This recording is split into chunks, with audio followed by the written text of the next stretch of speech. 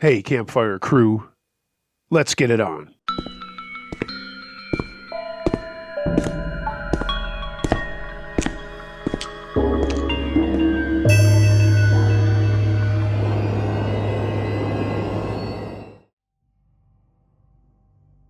Burglar by J-Boo. My 36-year-old parents divorced when I was 4 or 5 years old. During and after the divorce, my brother, I'll call him Chris, my mom and I moved into a 2-bedroom apartment townhouse.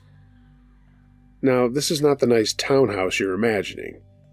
It wasn't a complete shithole per se, but they were older, built in the 60s, and this was in the 90s. And they were in a rougher part of town. It was something a single mother could swing with 2 kids. The layout of the apartment is important to the story, so bear with me. When you walked in the front door, the kitchen is immediately to your left, and there was a shorter entrance hallway in front of you. The kitchen had an open countertop area that looked into a dining spot for a table, and a split-level room den area that also had glass sliding doors leading to the backyard. No fence or privacy. And in the backyard there was a rather sad and sparse playground. Back in the hallway entrance again. On the right was a staircase leading up to my mom's and me and my brother's rooms. One day after school, my brother and I were out playing in the backyard on the playground, doing our kids' stuff when my mom told us she wanted to go check the mail. The mailboxes of the apartments were located at the front entrance, which was on the opposite side of the complex from us.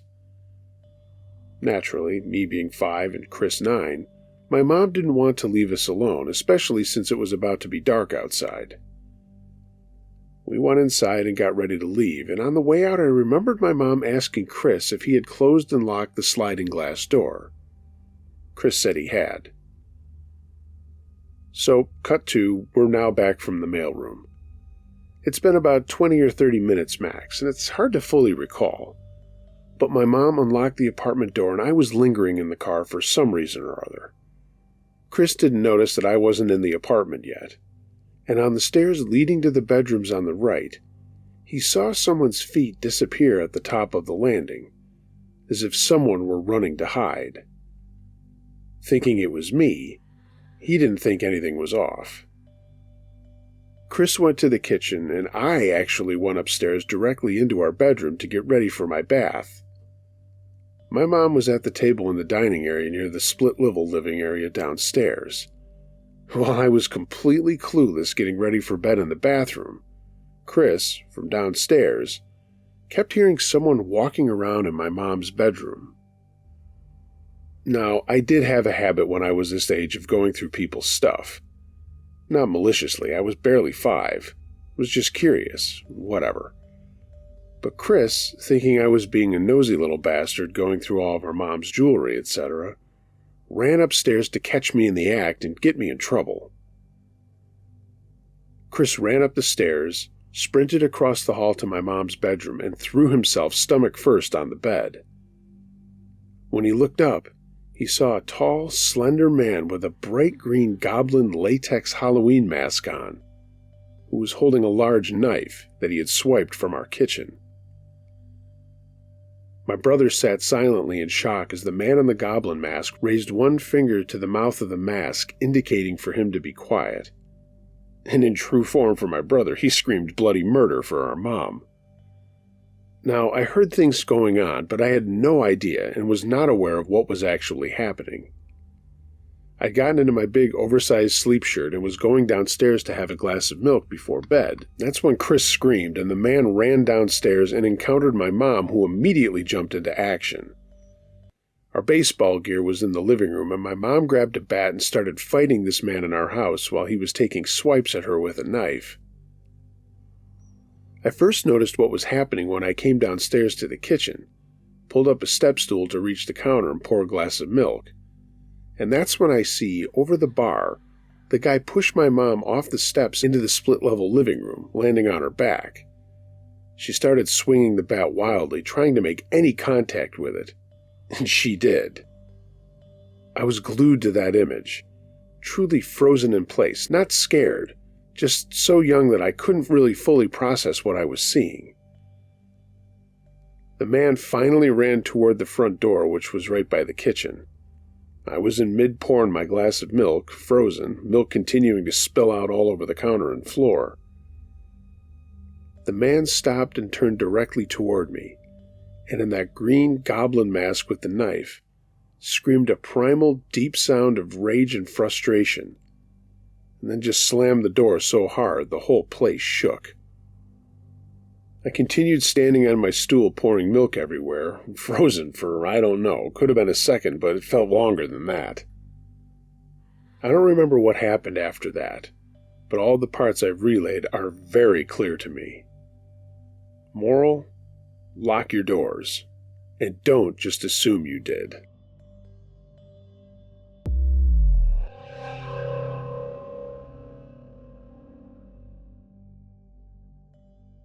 York Street Activity by Radishes Est.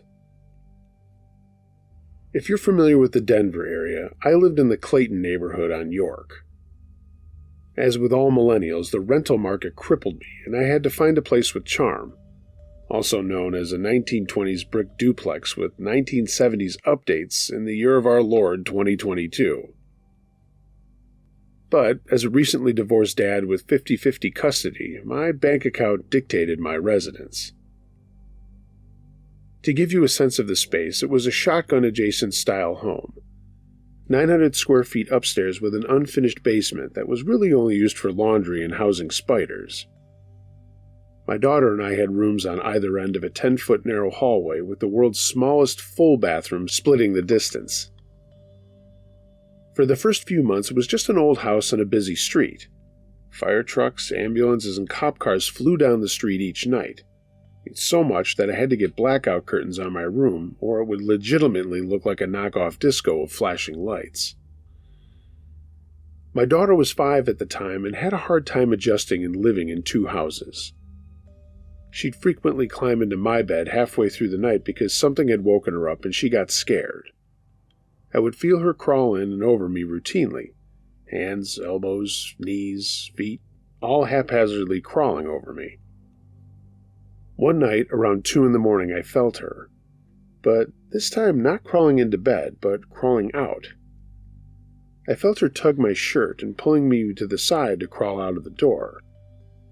And I don't know why the change in direction woke me up, but it gave me an uneasy feeling. So I rolled over to grab her so she wouldn't fall off the bed. I murmured something like, "Kiddo, do you need to go to the bathroom?" But as I turned to grab her, I felt nothing. My arms folded into each other and my eyes shot open, thinking she had tumbled off the bed. As I sat up, I saw her standing in the doorway. But it wasn't her. I can still remember the face, close to my daughter's age. A slight smirk, innocent and playful. This girl wore a yellow sundress with white flowers, and she's burned into my memory, but not in a frightening way. I turned to look at my daughter, who was passed out cold, snoring on the other side of the bed. When I snapped my head back to where the little girl had been standing, she was gone. I've told that story a million times, and it wasn't the last experience I had there. And the little girl wasn't the only person I have seen.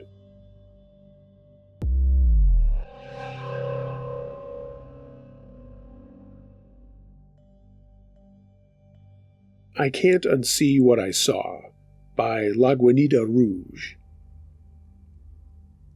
I want to share a real experience that I had about 7 years ago. This might not be as interesting as some people think it could be because it's real. I'm not trying to make up things for the sake of entertainment. I just want to get this off my chest, as it was one of the most traumatic experiences of my life. Around the age of 19, I was disqualified from the military due to a medical disqualification. I wasn't too sure what to do with my life since the military had been a lifelong dream. I felt very lost, and I did a lot of soul-searching during that time. I studied many religions and philosophies, and at some point, I got into occultism, law of attraction, meditation, and finally, astral projection. To keep it short, I started meditating to attract things that I wanted into my life, and I also started to practice astral projection. After a few weeks, my aunt started to come into my room scared and began to question what I was doing. I told her I was meditating quite frequently, sometimes up to 3 hours a day, and I asked her why she was asking. She told me that something very weird had just happened in the house, and in fact for a few days, several weird things had been happening. She told me that while they were watching TV, the front door of the house unlocked itself, and the door had just been slammed open. She told me things had been falling off of counters, and my uncle was seeing things from the corner of his eyes. She didn't ask me to stop. She actually seemed intrigued. My aunt is into crystals and all kinds of groovy-doo stuff. I kept things going. I wasn't able to astral project yet, but I was able to get parts of my body to leave, as weird as that sounds. I was able to remove my arm from my arm. It's a very odd feeling to describe. It felt like your arm was paralyzed, yet another one you could fully manipulate and feel was coming out of it. I was also able to do this with my right leg. For those who are maybe not understanding what astral projection is, it means leaving your body. I'm not sure if your soul leaves your body or if you project it mentally. All I know is it's very real. I'm not here to persuade you one way or another, but it's a thing. Supposedly, you're able to soul travel by doing this. In any case, a couple of weeks went by, and my uncle and aunt needed to be gone for a couple of days, and I'd had the house to myself. So what did I do? Have a girl over like any normal dude would? No. I meditated and tried to leave my body. By that point, I was obsessed. For the first time, I fell asleep while meditating, and what proceeded to happen is one of the most traumatic and terrifying things to ever happen to me. I mean, who am I kidding? It's by far the most terrifying experience of my life, and it haunts me to this day. This is the part of the story I don't like telling anyone because they usually dismiss it as a nightmare or it was just sleep paralysis, bro. I don't care what you decide to call what I'm about to tell you. If you want to label it as fake, it was more real than life to me. I've astral projected a few times.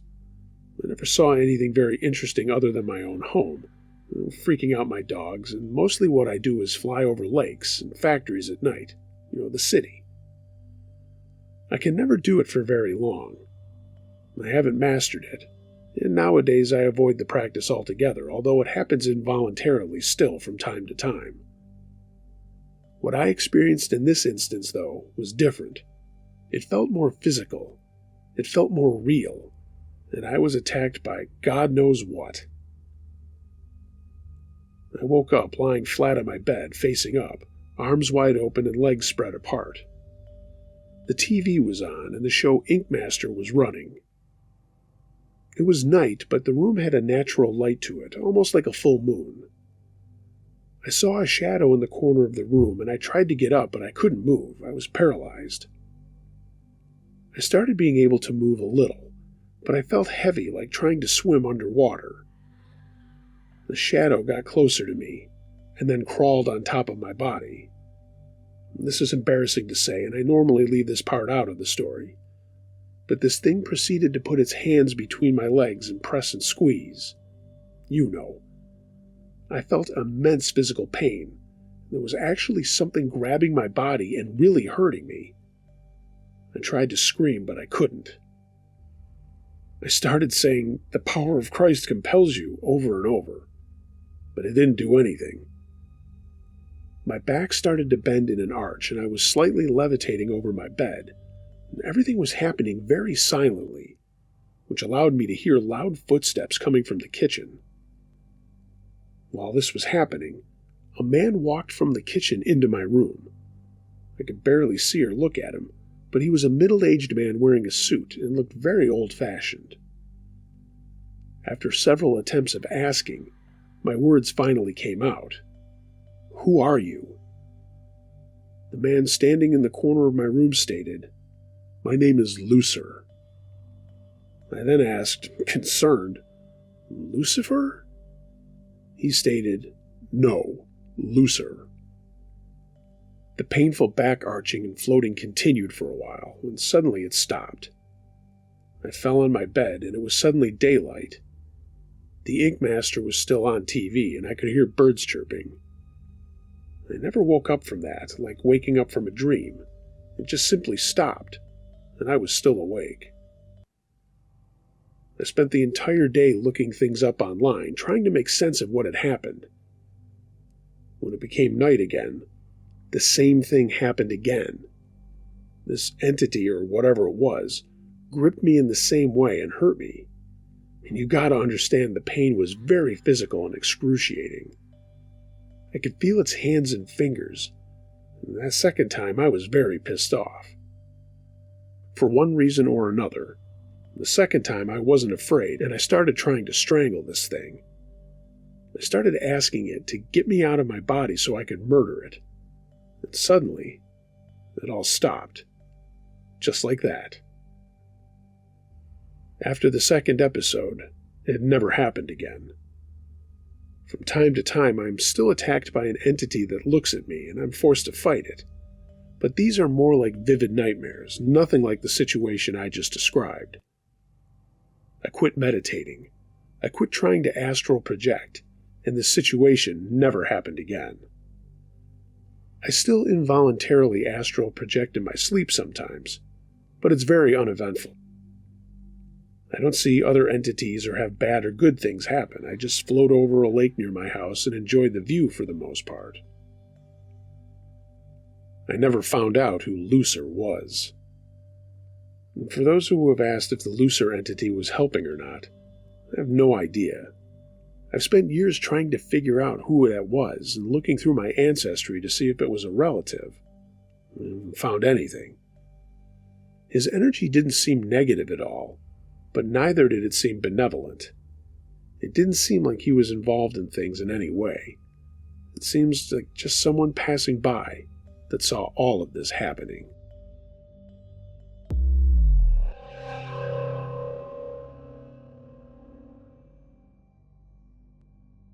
Fun Gone Wrong, submitted by Flexobean. Growing up in the 2000s, my good friend John lived 2 doors down from me. We were inseparable in and outside of school, and both had similar interests in skateboarding, music, the whole deal. We also loved scary movies and would have friends over all the time to watch stuff our parents didn't want us watching. Actually, we had a whole gang of guys and girls in the neighborhood that hung out all the time and had pool parties in the summer and went to other things in the winter. But John and I had this separate thing from everyone else. We were always trying to scare one another. We would even get scared when we knew the other guy was planning on doing something. And this is about one of those times. I should say that we grew up in suburbia, a newer neighborhood in my town with all new homes, a little creek running behind our side of the street, a really nice place where you could still play street hockey or use a launch ramp in the street with no adults caring, as long as we weren't causing trouble. Think of yelling "car" every 5 minutes to drag goals or a ramp out of the way of cars going up and down from the neighborhood streets. Anyway, one night we were all hanging out under a streetlight around 9:30. Just a normal summer night with no school or jobs, as we were 13 at the time. Our whole group was there, about 8 kids just talking and laughing and planning shit to do for the long summer days ahead. Scary movies came up, and John made a bet that he could scare me worse than I could scare him. Everyone joined in the conversation and started making their own bets as to who could scare who, so we outlined the whole deal. We would each have a shot at scaring each other, and then based on our reactions we would have to honestly tell the gang what had happened, and our reactions, and then they would be the final decision on who was scarier. I immediately thought of the Strangers movie and was going to get a bag like in the film and then throw rocks at John's window in the middle of the night, and I was going to stand in his yard to see his reaction when he looked outside. That week was perfect.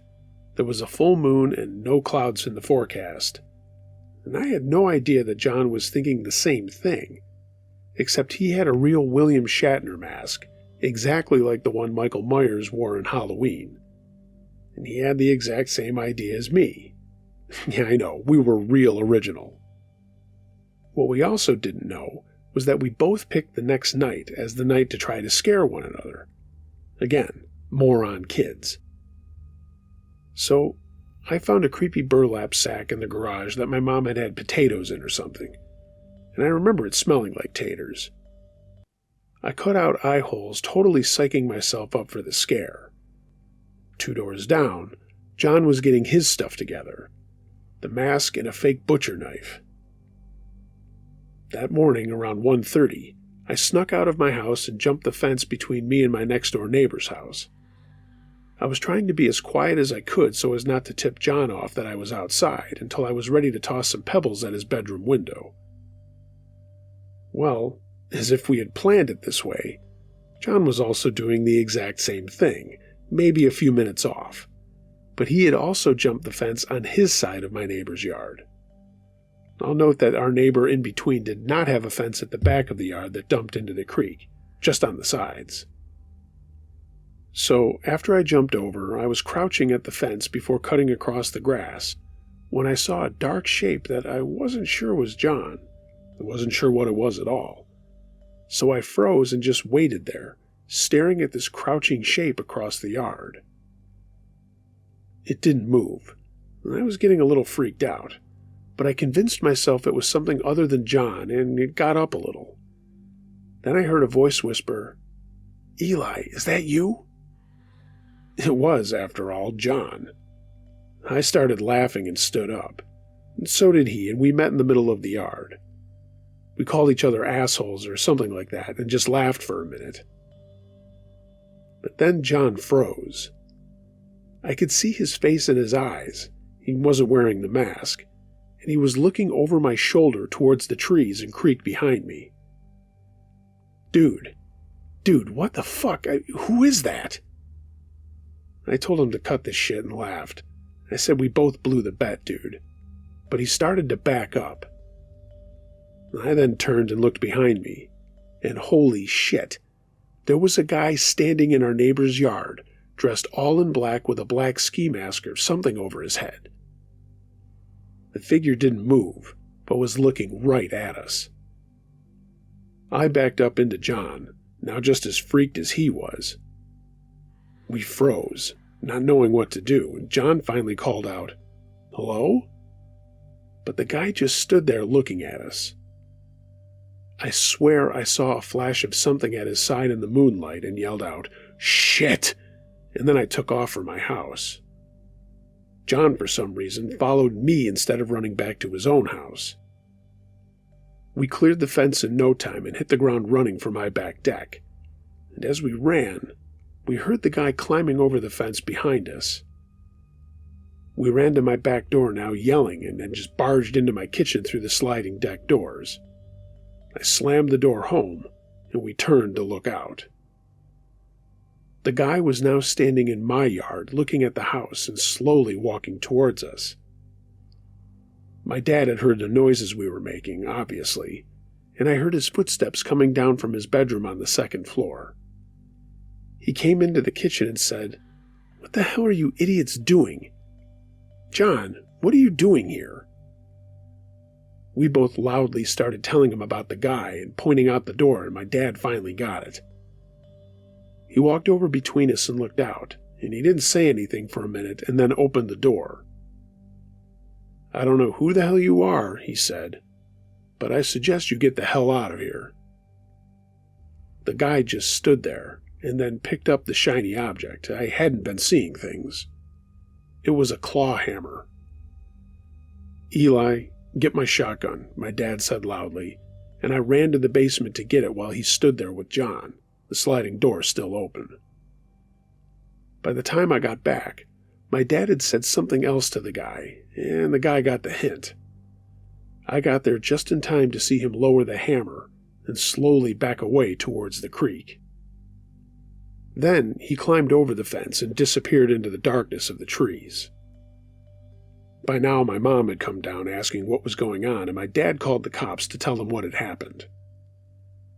They sent someone out to talk to us, and then my dad called John's dad, who would walk down to get him and take him home.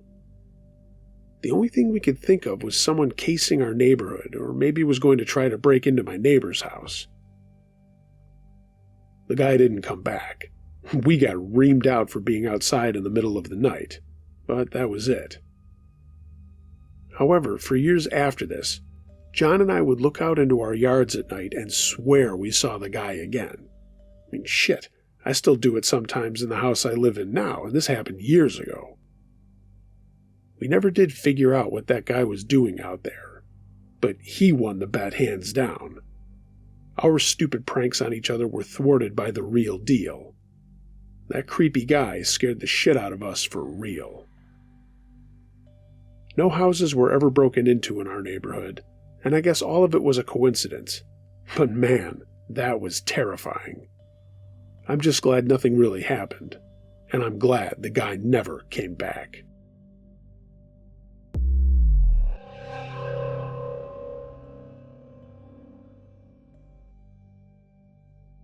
Guy Stalked Me by Mars May Riot.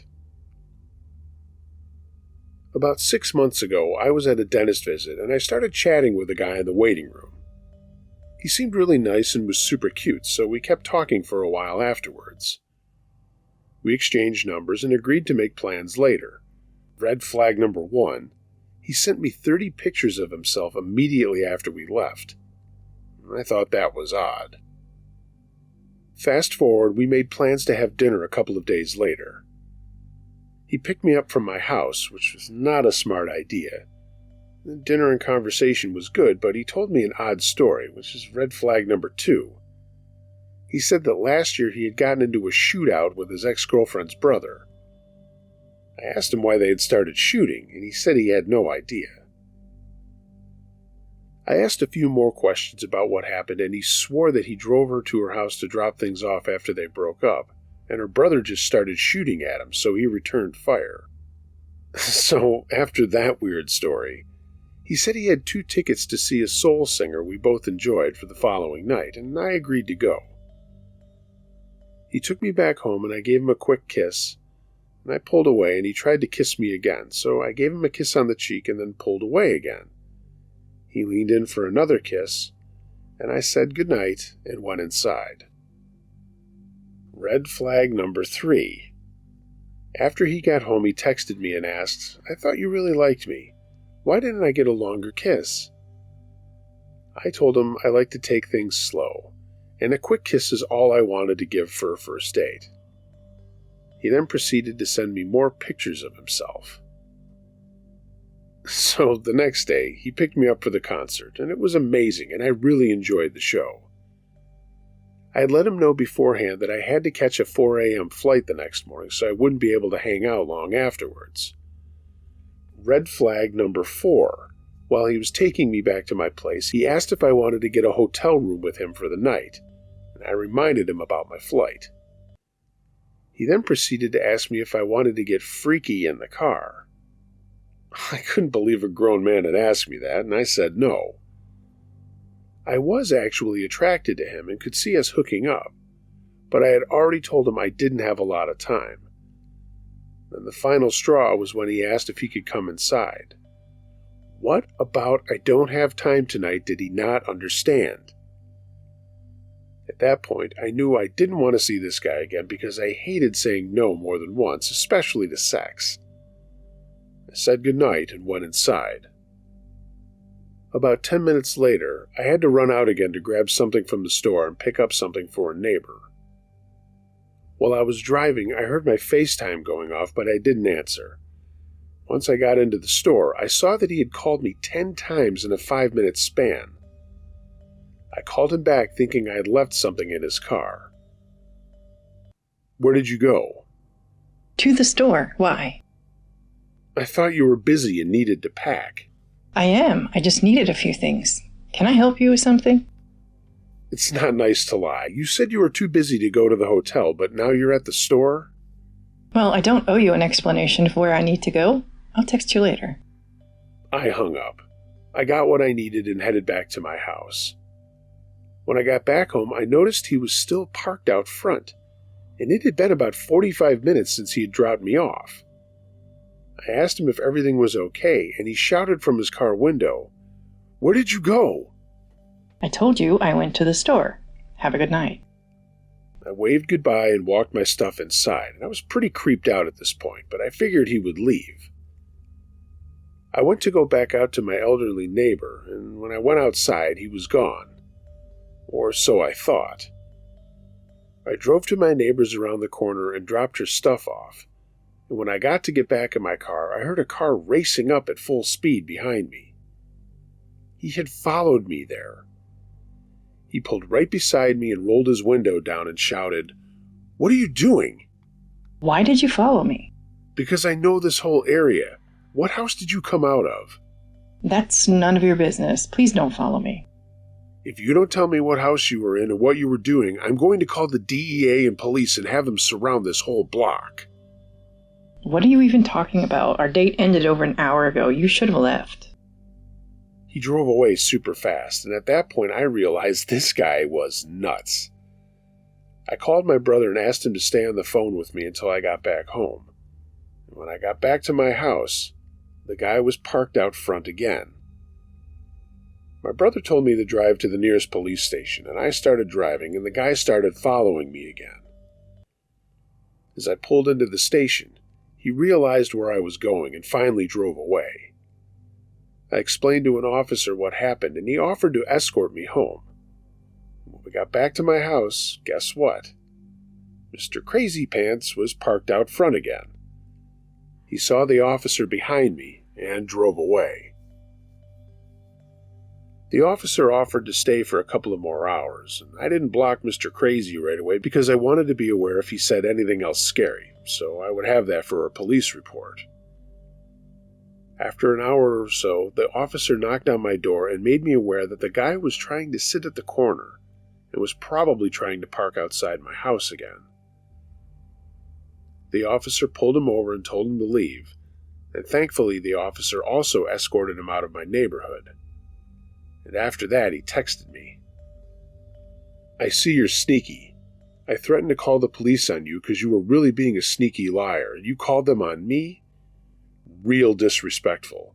I should have called them on you first." I didn't call the police. I went to the station because you were following me.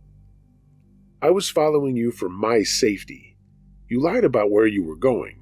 You know what I've been through." Well, if you weren't feeling safe, why didn't you just go home? "Why didn't you tell me where you were going?" At that point, I stopped responding and turned my phone off. The next morning, I checked my phone, and he had sent me over 50 texts with memes about trust and respect. I got up ready for my flight, and my uncle came to pick me up and file a police report, and after that, I did block him. For the next week, I had my uncle or another male friend escort me to my house. I never saw that guy again, but he did text me from a texting app saying that he loved me and wanted to start over. I blocked him again, and haven't heard from him since. The most valuable lesson I learned was trust my instincts. I knew something was off about him, so I never should have agreed on a second date. And also, never, ever let someone you just met know where you live or your address, especially if it's a first date. I always follow that rule now, but I did let my guard down that time against better judgment, and I could have been harmed. So, to the guy who threatened to call the police on me for not having sex with you, let's not meet again.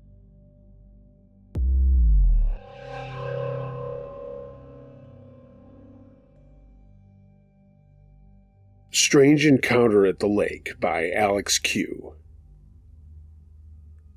Me and my family, which consists of 4 girls under the age of 10, went out on our boat today. We've been to this lake several times and have never had any weird encounters. That is, until today. Nothing was out of the usual until we started packing up our boat. Me and the girls piled into our truck and waited while my mom and dad made sure to get all of our belongings off the boat, and while this was happening, a lady with 3 young kids walked up to my mom, 1 boy and 2 girls. The lady asked my mom, "Do you mind if I borrow your phone?" She then went on to tell my mom that she had lost hers and needed to call her husband to pick her and her kids up. Keep in mind that this lady was not wearing any swim clothes, nor were her kids. They all looked out of place in a lake setting. But my mom said sure and asked for the number so my mom could type it in for her. The woman read out a number and my mom gave her the phone, and the conversation started pretty normal. She said, "Hey, I need you to pick me up. I lost my phone." And the man on the phone replied, "I'll be right there." Here's where it gets really weird. She then said, "All right, sounds good. 4 females, bye," and then quickly hung up. My mom said that when she muttered out 4 females, it was quicker than anything else she had said, almost as if she thought my mom wasn't fully paying attention. But in less than a minute, a black vehicle pulled up next to our truck. The woman put her kids in and said, "Come on, we need to go to Bible study," and attempted to get into the car. The supposed husband attempted to drive without her getting in. She started cussing at him, but then he did let her in and they drove away. It was the strangest thing I've seen in a really long time. I'm worried for my family's safety, and I don't even really know what it all fully means. I took a picture of their license plate, though, so if anything happens, I at least have that. We're not going back to that lake. And to the lady who borrowed my mom's phone, let's not ever meet again.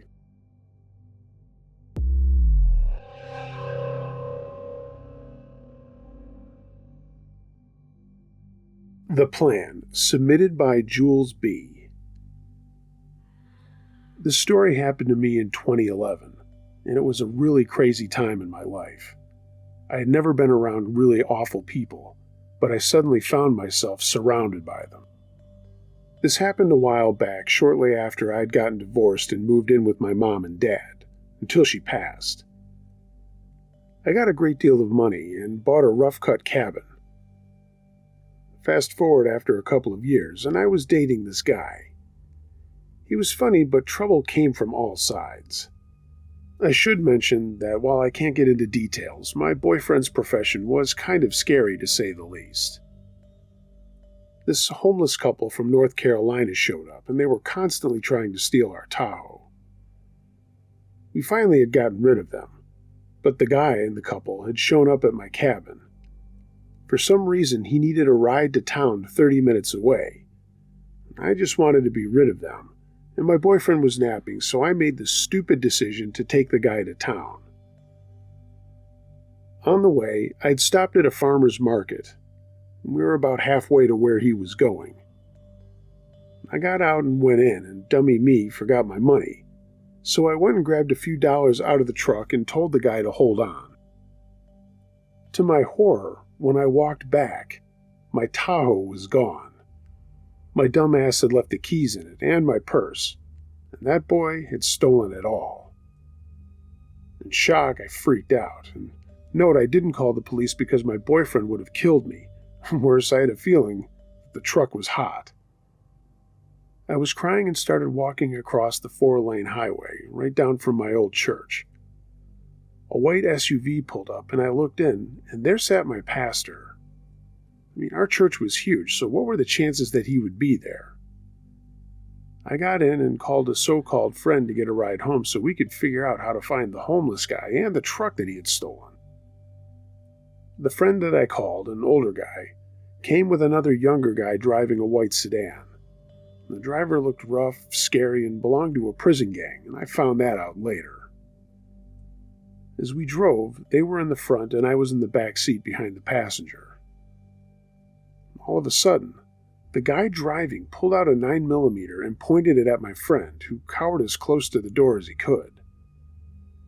The guy yelled at him, "She's going to pay." How is she going to pay? It's going to be money or another way, but she is going to pay for this ride. My friend said shakily that the driver had a warrant. Holy crap. All I could do was stare at the gray carpet of the floorboards throughout this whole thing. I knew we were in serious trouble, and my friend said shakily that the driver had a warrant. Holy crap. All I could do was stare at the gray carpet of the floorboards, wondering how all this had happened.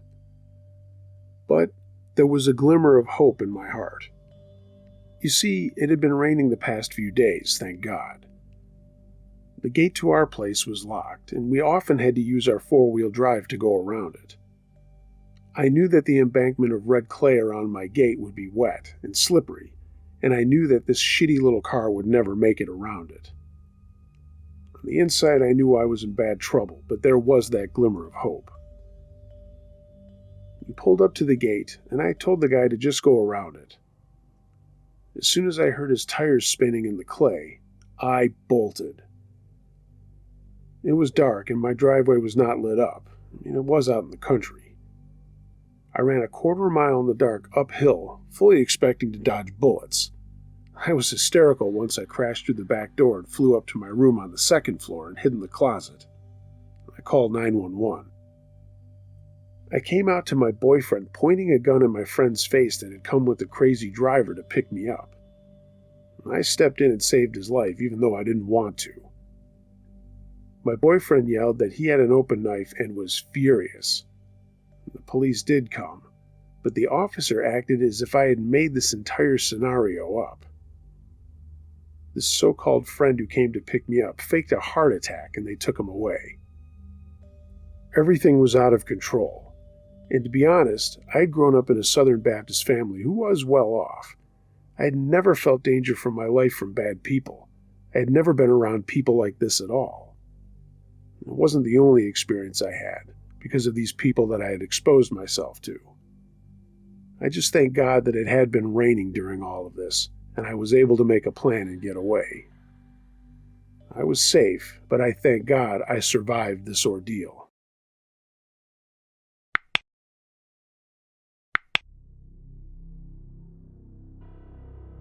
Hey gang, thanks for listening to this episode of Uncle Josh's True Scary Stories.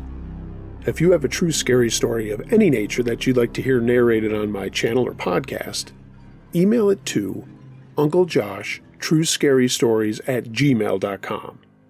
I read them all. If you haven't already, please like, share, and subscribe to this channel. And of course, find me on social media. All the links to that are in the description. If you'd like to take your support a step further, find a link to my Patreon page down in the description. And of course, my storefront at tpublic.com. Get yourself some Uncle Josh and Campfire Crew merchandise. Special shout out to Mahala for providing a voice for one of the stories. It's been a long time since she's done that, and I really appreciate that she's still available. It's a lot of fun to do those kinds of things, and I'm looking to do more of the radio theater stuff too in the near future. Special shout out to La Guanita Rouge for allowing me to read his story. And check out his YouTube page at xsaberruruz. Rather than spell that out, just go down in the description. There's a link to his YouTube page there. Love sharing stuff like that. Lots of fun to do. And again, my deepest thanks to him for allowing me to read that. Everyone, be excellent to each other. And until next time, be wary of things that go bump in the night. It could be anything. A ghost, a monster, or the guy next door.